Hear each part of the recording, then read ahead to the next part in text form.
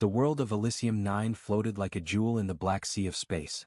2 golden suns shone across its sky, painting the clouds in shades of orange and silver. Rivers curved around shining cities. Crystal towers caught the sunlight and scattered it like rainbows. The blue-skinned people of this world, called the Luminars, had known peace for more than 10,000 years. They were artists, thinkers, and dreamers. Their cities sang with music and soft lights. No one on Elysium 9 had ever known war. But today fear had come to their world. In the Grand Hall of Light, thousands of citizens gathered. The air felt heavy. The twin suns were setting beyond the glass walls, and their glow turned the crowd into a sea of trembling blue faces. At the center stood High Leader Trell, tall and calm, though his hands shook slightly. He raised his voice. "My people, we have received grave news." A faint hum filled the hall as Trell touched the control crystal on the table. Above him, a hologram came to life, a field of dark rocks moving fast through the stars.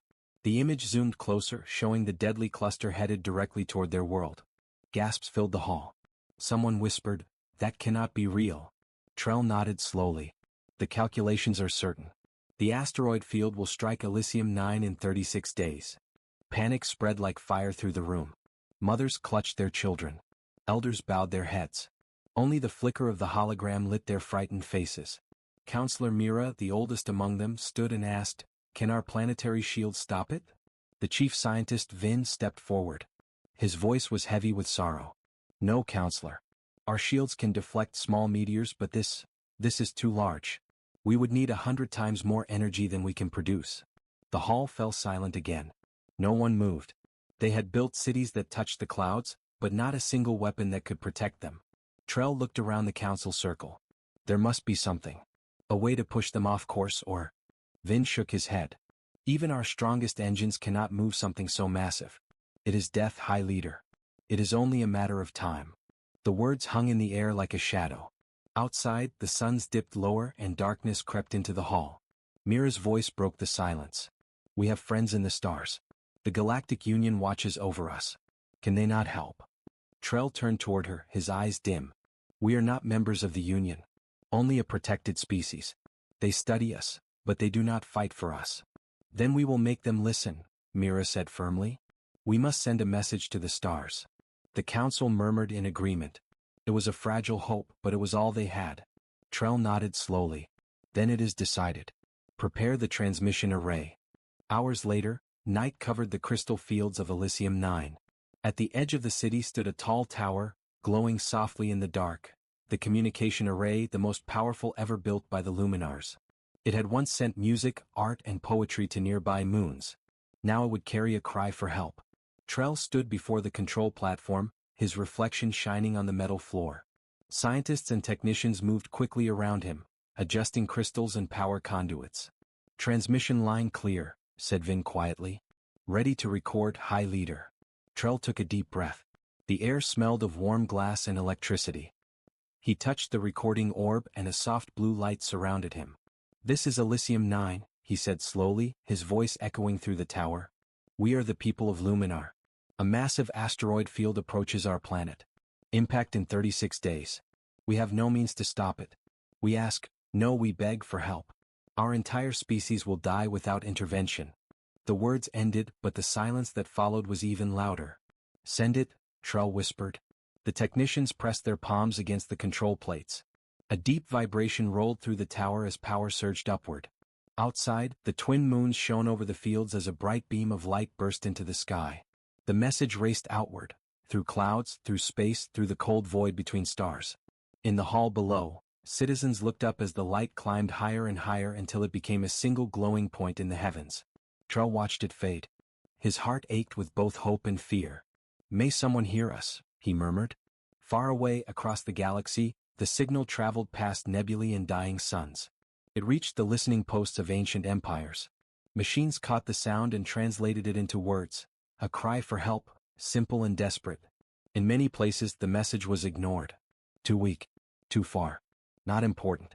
But in one forgotten corner of space, a shadowed sensor blinked to life. A deep, rumbling system awoke after centuries of silence. Red lights flickered across metal walls. A voice, rough and human, spoke softly in the dark. "Unregistered signal detected. Origin: Elysium 9. Message type, distress call. Another voice answered, calm, powerful. Play it. Trell's message echoed once more, trembling across the room. When it ended, there was a long pause. Then the human voice said, low and steady, prepare the fleet. Somebody out there needs help. And for the first time in 10,000 years, the stars above Elysium 9 began to listen. The distress call from Elysium 9 spread like a whisper through the galaxy. Across light years, signals bounced from one relay to another until it reached the center of the Galactic Union, the shining world of Nexus Prime. Nexus Prime was a planet of perfect order. The air was clean, the towers white and tall, and the sky glowed with a calm silver light. Every inch of it had been planned by the finest minds of 100 worlds. There was no chaos here, no storms, no violence, and perhaps no heart. Inside the Great Council chamber, the leaders of over 200 species gathered. Floating creatures, beings of glass, scaled diplomats, and energy forms all took their places. The curved room shimmered with faint blue light as holographic screens displayed the emergency alert. At the center stood Supreme Leader Zilith, tall and slender, her skin like thin paper and her eyes as pale as ice. She raised a hand and silence filled the hall. We have received a distress call, she said, her voice cold but clear. From a protected world known as Elysium 9. They claim a large asteroid field will impact their planet in 36 days. Soft murmurs spread through the chamber. The Galvani delegate, a floating gas-filled being, spoke first. And what do they request of us? They ask for help, Zilith replied. But they do not understand what kind of help they need. Their science is primitive. The Talaxian representative, a tall insectoid creature with crystal eyes, clicked its mandibles. To stop such an asteroid field would require heavy warships and graviton weapons. Do they expect us to divert a fleet? The Galvani floated closer. Resources are already stretched thin. The Union's defense projects are delayed. Supply routes are tight. Do we have the budget for such a mission? Another delegate, smooth-skinned and covered in golden patterns, leaned forward. And who would pay for this? They are not even Union members. The chamber filled with the low hum of disagreement. For every voice that showed concern, 10 others spoke of rules, costs, and delays. Zilith tapped her staff, and a deep tone echoed through the hall. Order. Let us remember the laws. Protected species cannot receive military assistance without approval from 17 committees and confirmation by the Ethics Council. A few gasps followed. Everyone knew what that meant: paperwork, meetings, waiting. Waiting until the stars themselves changed color. But one voice broke through. It belonged to Representative Elian, a small, winged being with sharp, glowing eyes. Leader Zilith, she said, this is not a question of paperwork. This is about life. An entire world will die if we do nothing. Zilith looked at her calmly. Your compassion is noted, Representative. But the Union was built to maintain order, not chaos. If we begin to interfere with every natural disaster. Natural? Elian's wings flared. There is nothing natural about watching billions die when we can help. From across the room, another delegate, Morval of the Pax Cluster, raised a hand. He was a dark-scaled being with golden eyes that glowed faintly. Representative Elian, the universe is cruel by nature, he said softly. Species rise and fall. Our duty is not to play gods. It is to keep balance. The chamber went quiet again. Outside the windows, the city lights of Nexus Prime shimmered, beautiful and distant, untouched by the fear that gripped Elysium 9. Elian lowered her voice, trembling. Then why call ourselves a union if we do not unite to protect life? No one answered. Only the hum of the data screens filled the silence. At last Zilith spoke. Very well. We will send an evaluation team to confirm the situation. If their report proves that the threat is real, a proposal for rescue can be presented to the appropriate committees. How long will this take? Asked Elian bitterly. The fleet coordinator adjusted his holoslate. We can prepare a small scout ship in 12 days. The journey to Elysium 9 will take approximately 26 more. Elian's wings froze mid-beat. That's 38 days total. Zilith nodded. Yes. They will arrive 2 days after the predicted impact. Some delegates looked down. Others didn't care enough to react. It is the best we can do, Zilith said simply. The debate ended. The chamber lights dimmed, signaling adjournment. The representatives floated, walked, or slithered out, returning to their peaceful worlds. Within minutes, the hall was empty again, cold and echoing. High above Nexus Prime, in the orbiting observation ring, a small group of workers watched the reports come in. One of them, a young analyst named Reth, shook his head slowly. "They're not going to make it," he whispered. "Those people will be gone before anyone even leaves dock." His supervisor, an older being with glassy skin, looked away. "That is not our concern, Analyst Reth. We follow the chain of command." "But," Reth started, then stopped. The older one had already turned off the display. Far away, Elysium 9 still shone brightly in the dark, unaware that help would not come, at least not from the Union. Yet the signal kept traveling. It bounced off old satellites and forgotten relay stations until it reached a region the Union had long abandoned, a quiet zone where few dared to venture. There, on the edge of known space, a black ship drifted near a dead moon. Its hull was scarred and massive, built not for beauty but for war. Inside, glowing screens came alive as the ancient receivers caught something faint but clear: the SOS from Elysium 9. A young officer looked up from his console. "Sir, we've got something. Civilian distress signal. Coordinates match the outer rim." The captain turned his chair slowly, eyes narrowing as he listened. The alien voice of Trell echoed through the bridge. When it ended, the room was silent. The captain leaned forward. His voice was low but full of power. "Set course," he said. "We're answering that call." The crew exchanged glances. They all knew the name whispered across the galaxy: Deathworlders. The kind of beings who had been born on a planet that tried to kill them every day, and survived. Engines roared to life, shaking the ship. Flames burst from the thrusters, cutting through the darkness. Somewhere between stars, a fleet began to move, not for conquest but for mercy. And for the people of Elysium 9, their real saviors were now on their way. 36 days. That was all the time left for Elysium 9. The bright twin suns still rose each morning, and the crystal towers still shone, but there was no music in the cities anymore. The streets that once echoed with laughter were quiet. The Luminars watched the sky now, knowing death was coming from above. At first, everyone believed help would come. Children asked when the Galactic Union ships would arrive. Scientists worked day and night, building small beacons to boost the SOS signal.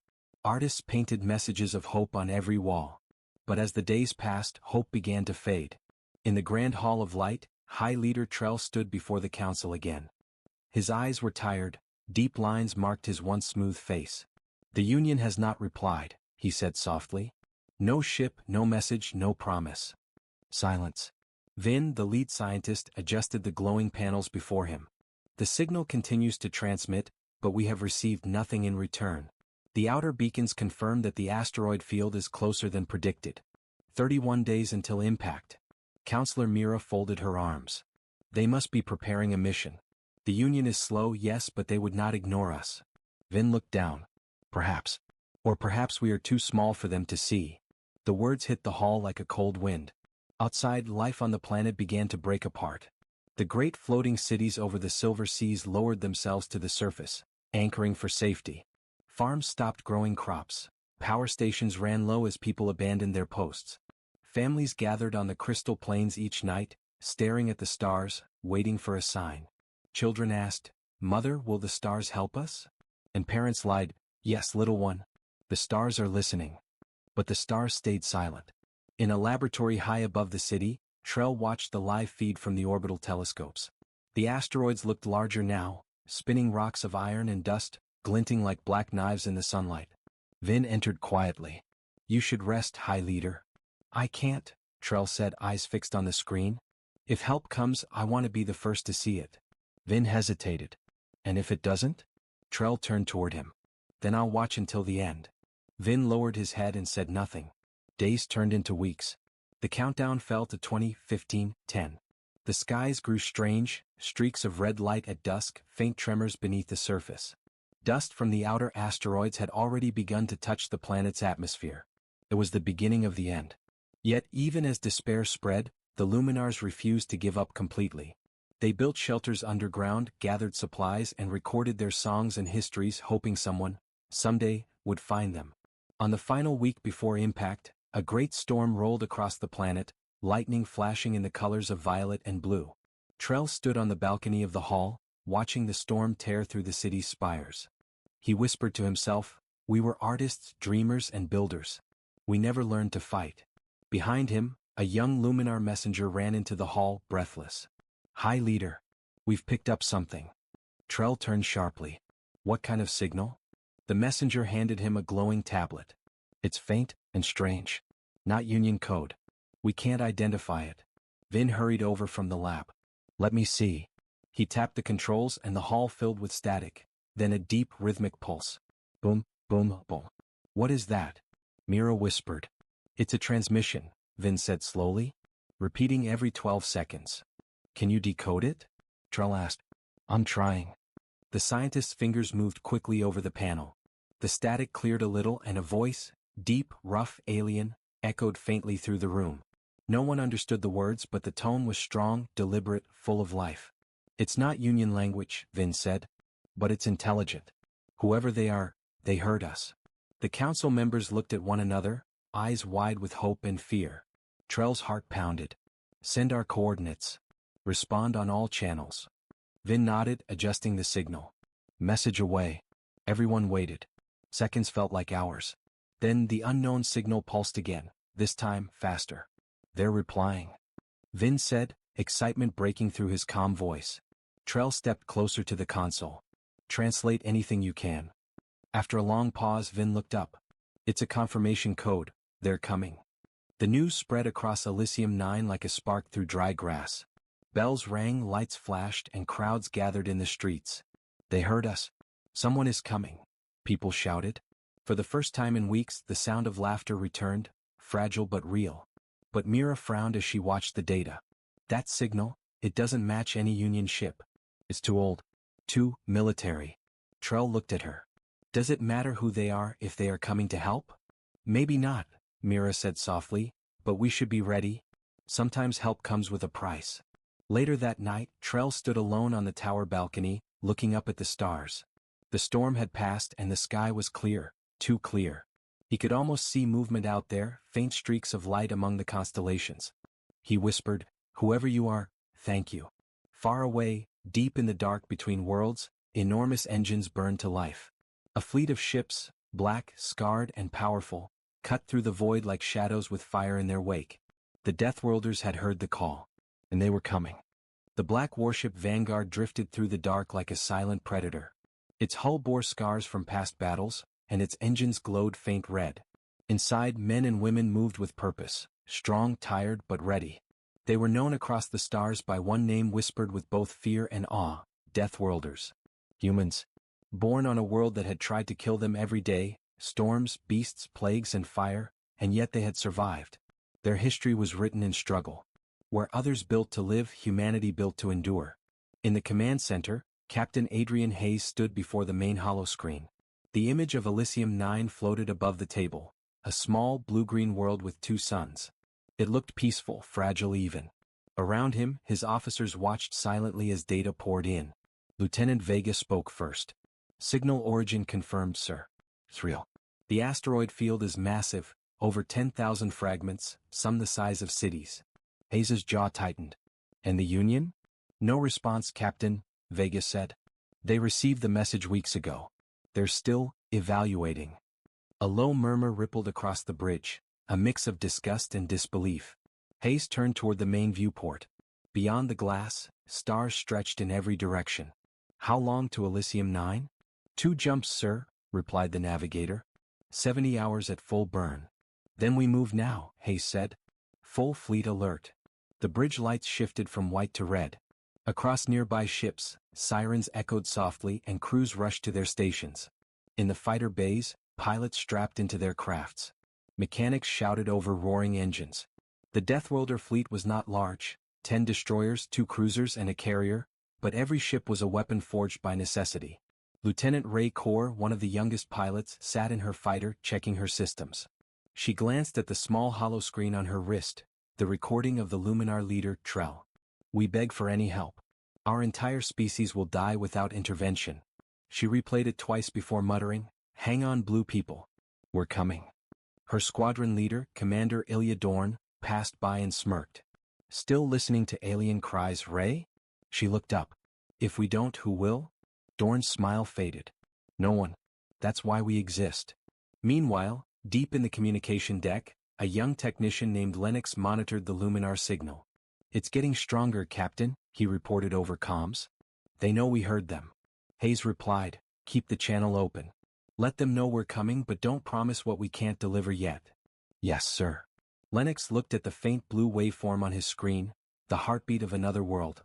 He had never seen an alien in person, but he could hear the desperation in Trell's voice. It reminded him of something very human. Hours passed. The fleet cut through the void at impossible speed. In the mess hall, crew members talked quietly, their faces lit by the dim red emergency lights. "Why are we doing this?" one of the engineers asked. "It's not our fight." An older soldier replied, "It's always our fight. You hear someone scream for help, you answer. That's what separates us from them." "From the Union?" The soldier nodded. "From everyone who forgot what compassion means." On the bridge, Hayes studied the asteroid data again. "If we fire nukes into that field, we risk shattering the cluster and spreading fragments everywhere," Vega warned. Hayes folded his arms. "Then we'll have to carve a corridor instead, push them off course, not break them apart." "That'll take precision, sir. And a lot of luck." Hayes looked at her and smiled faintly. "Luck's just preparation meeting panic." As they neared their destination, sensors picked up faint Union chatter. A scout ship had finally launched from Nexus Prime. Too small, too late. Vega raised an eyebrow. Union finally decided to observe the extinction? "Let them watch," Hayes said coldly. "Maybe they'll learn something." Finally, the blackness of space gave way to the light of the twin suns. The Vanguard emerged from its final jump, engines blazing. One by one, the rest of the fleet appeared, massive ships sliding into real space like ghosts made of steel. Before them hung Elysium 9, glowing softly beneath its twin stars. But around it, death. The asteroid field stretched wide, a river of stone and destruction moving straight toward the planet. "Target lock confirmed," Vega reported. "First impact in 11 hours. Hayes took a deep breath. "Deploy the drones. Get me firing solutions for the largest fragments. And send a message to the planet, they're not alone anymore." Far below, in the capital city of Elysium 9, alarms sounded. People rushed to the streets, pointing toward the sky. A dozen bright trails burned through the upper atmosphere, not meteors but ships. In the Hall of Light, Trell and his council watched the feeds in shock. "They're here," Vin whispered. "The ones who answered us." Trell stared at the image, dark ships, enormous like floating mountains covered in armor. "They came to help?" "I don't know," Mira said softly. "But look at them, they don't come from peace." As the ships entered orbit, the Luminars saw flashes of blue flame, defensive screens forming around the fleet. Then a message came through their central array, translated into their language. "This is Captain Hayes of the Deathworlder fleet. We received your signal. Stand by. We will do everything we can." Trell's voice trembled as he whispered to the council, "They are not like the Union." "No," Mira replied. "They are something else entirely." Back aboard the Vanguard, alarms blared as the asteroid sensors lit up. "Sir, first wave approaching." Vega shouted. "Fire control ready," another officer called. Hayes straightened. His eyes reflected the burning light of the hologram. "Then let's show them," he said, "what a Deathworlder fleet can do." The first volley of plasma fire shot from the ships, slicing through the darkness. Explosions lit up space like newborn stars. And as the asteroids shattered and burned, the people of Elysium 9 looked up in awe, their saviors fighting the sky itself. The first wave struck hard. Chunks of rock, glowing from friction, tore across the upper atmosphere of Elysium 9. The Deathworlder fleet moved like wolves among meteors, fast, precise, unafraid. On board the Vanguard, Captain Hayes gripped the edge of his command seat. The bridge lights pulsed red. "Status," he barked. Lieutenant Vega's voice trembled under the noise. "Impact Zone Delta. Fragments deflected. Gamma sector holding steady. But the field's splitting, sir. Smaller clusters breaking off." Hayes clenched his jaw. "Then we break them faster. Fire all forward batteries." Outside, the Vanguard's cannons roared, massive plasma bolts ripping through the void. Each shot tore asteroids apart, scattering molten debris. The surrounding cruisers joined in, weaving between burning rocks.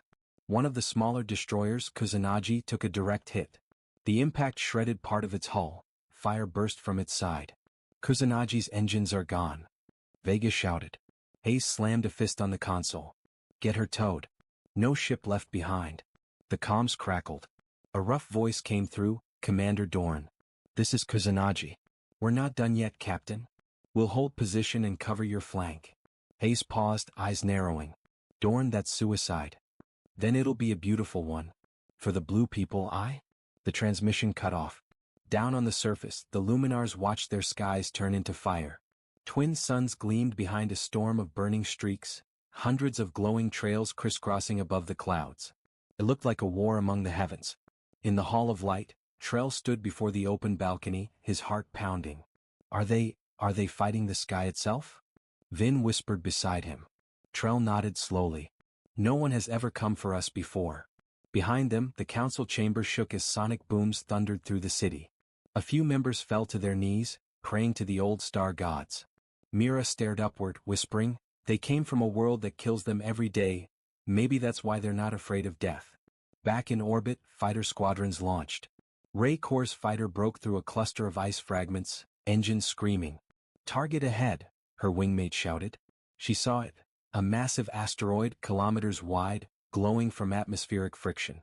It was heading straight for the capital. Control, this is Core, she yelled. We've got a planet killer inbound. Vega's voice echoed back from the Vanguard. Confirmed, Core. Guidance systems online. Try to push it off trajectory. Ray locked her fighter's plasma cannons and fired. Bolts of blue light slammed into the rock, but it didn't slow. The asteroid kept falling, burning brighter. Not enough, she screamed. Then another voice cut in, Dorns. Core, break off. We'll handle this. The crippled Kusanagi turned toward the asteroid, thrusters flaring. Its damaged hull glowed like a dying sun. Ray's eyes widened. No. Dorn, don't do it. We live hard, we die loud, Dorn said, voice calm. Get clear, pilot. The Kusanagi's engines reached overload. For a brief moment, it looked like a new star igniting. Then, a blinding flash. The explosion shattered the asteroid into dust, scattering fragments harmlessly into the upper atmosphere. Cheers filled the comms. But on the Vanguard bridge, Hayes stood silent, eyes closed. Vega whispered, Kusanagi is gone, sir? Hayes nodded once. Then they did their duty. Hours passed. One by one, the largest asteroids were destroyed or deflected. But the smaller ones, hundreds of them, still rained through the sky, lighting it like a storm of fire. Surface impact alarms blared across Elysium 9. The Luminars watched as streaks of flame fell into the seas, forests, and mountains, each strike shaking the ground. In the hall, Trell steadied himself. Contact them, he ordered. Tell them we see their courage. The technicians worked frantically, establishing a link. Trell's voice echoed through the fleet comms. Deathworlders, this is Elysium 9. We owe you our skies. A faint smile tugged at Hayes' lips. He leaned forward toward the comm. Not yet, Trell.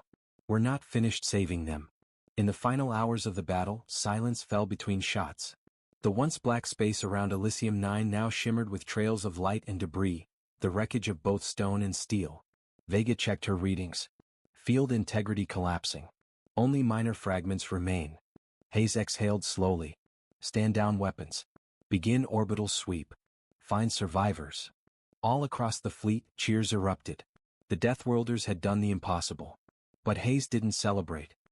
He stared at the shattered husk of Kusanagi, now drifting quietly among the stars. For every world we save, he whispered, we leave a piece of ourselves behind. Down below, dawn broke over Elysium 9. The twin suns rose through a mist of falling dust. The sky glowed gold and blue, peaceful again. In the city square, Luminars gathered to watch the alien ships hanging in the heavens. They were silent, awed, and grateful. Mira stepped forward beside Trell. They came from a death world, she said softly. And yet they saved life. Trell nodded. Perhaps, those who suffer most understand the value of life best. Above them, the Vanguard turned slowly toward the void, engines igniting. The Deathworlder fleet prepared to leave. No ceremony, no reward, just another day of survival and mercy. Hayes stood at the viewport watching the world below. Send them our data, he said quietly. And a message, simple and clear. Lennox nodded. What message, sir? Hayes looked out one last time at the twin suns. Tell them, when the stars call, humanity listens. The Vanguard's engines flared, and the fleet vanished into the darkness. Far from Elysium 9, deep in the shining core of the Galactic Union, the council chamber of Nexus Prime buzzed with chaos. Dozens of delegates shouted across the glass amphitheater, their voices overlapping, anger, disbelief, fear. The great holographic display at the center showed the aftermath of the event. the skies of Elysium 9 glowing softly, fragments of burning rock falling into harmless dust, and the strange, steel-gray ships of the Deathworlders drifting in orbit. Supreme Leader Zilith stood motionless on the upper platform. Her pale, paper-white hands clutched the railing. "They actually did it," she whispered. Her advisor, a small insectoid named Kryn, twitched nervously. Against every projection, every probability, the Deathworlders stopped an extinction event. Zilith's eyes narrowed. And they were not even invited. The holo display changed. Footage from observation drones showed the Kuzunagi's final charge. The chamber went silent. Delegates watched as the crippled ship ignited, its core detonating in a brilliant flash that split the asteroid apart. Representative Morval of the Pax cluster leaned forward, his voice cold. "See what they are, Supreme Leader. They destroyed an object larger than a city, by ramming it. That is not mercy. That is madness." But across the chamber, Representative Alien, the one who had argued to send help, rose to her feet. "Madness? You call it madness to sacrifice yourself for another world? To give your life for those who cannot defend themselves?" Her voice trembled with emotion. "The Deathworlders did in days what our committees could not do in weeks." Murmurs rippled through the room. Another delegate hissed, "Their nature is violence. Even their kindness is made of destruction." Zilith raised a hand, silencing them.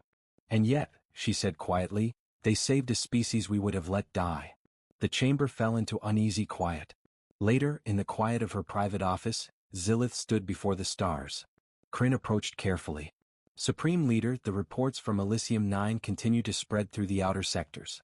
Hundreds of frontier worlds now broadcast messages of gratitude to the Deathworlders." Zilith didn't turn. "And the Union's image?" Kryn's antennae drooped. "Damaged. Many are calling us cowards. Bureaucrats without hearts." She closed her eyes. "We built peace by removing conflict. But peace without courage is nothing but still water, stagnant, shallow." A soft chime interrupted. "Incoming transmission," Kryn said. "From the human ship Vanguard." Zilith frowned. "Put it through." The hologram shimmered, revealing Captain Hayes. His uniform was burned and patched, his face tired. Behind him, the faint light of Elysium 9's twin suns glowed through the viewport. "Supreme Leader Zilith," he began, his tone calm but edged. "We've stabilized the Luminar world. Asteroid debris has been redirected or destroyed. Casualties are minimal." Zilith folded her hands. "On behalf of the Union, Captain, we commend your bravery." Hayes gave a faint smile. "Bravery had nothing to do with it. Someone needed help. We were close." He paused, his eyes hardening. "You might want to reconsider how long you take to decide what lives are worth saving." The words hung heavy in the air. Then the transmission ended. Zilith stared at the empty space for a long time. Kryn whispered, "They don't fear us." "No," she said softly. "They don't fear anything." Across the galaxy, stories spread faster than light. Miners on the moons of Dravik told tales of fire ships from the Death World. Children on water planets played games called the Vanguard Rescue. In the quiet temples of peaceful worlds, monks whispered prayers not to gods, but to the humans who had defied extinction itself. And on Elysium 9 the Luminars rebuilt. Their crystal towers rose again, their songs once more filled the air, but their art began to change. Where once they painted light and calm, they now painted fire and metal and the faces of strange, fierce humans. Trell stood upon the same balcony where he had first watched the falling asteroids. The sky was clear again, glowing with twin suns. Mira joined him. "The humans left no monuments, no messages," she said quietly. Trell smiled faintly. "They left us our lives. That is enough." Back aboard the Vanguard, silence filled the command deck. The fleet was turning toward deep space, engines humming low. Lieutenant Vega approached Hayes. "Sir, new transmissions coming in. Hundreds. From across the Union. Praise, requests for aid, invitations." Hayes nodded slowly. "Let them talk. We don't save worlds for applause." He looked out into the dark, the endless stretch of stars. "Plot a course," he said. "There's always another signal. Always someone calling for help." Vega hesitated. "Sir, do you ever wonder why we answer?" Hayes smiled, a tired, quiet smile. "Because no one else will." Meanwhile, far beyond their reach, in the deep black between galaxies, something stirred. The faint remains of Elysium's SOS pulse echoed through the void, weaker now, bouncing between dying stars. It reached a place no one had mapped, where machines older than the Union dreamed in silence. A red light blinked to life. Then another. Then 1,000. A voice, metallic and ancient, whispered in the darkness. Signal detected, origin, Deathworlder territory. Assessment, threat level, extreme. Somewhere in the dead remains of an old empire, systems began to wake. And as the first machine eyes opened after eons of sleep, they turned toward the Milky Way. The stars flickered. The next encounter was coming.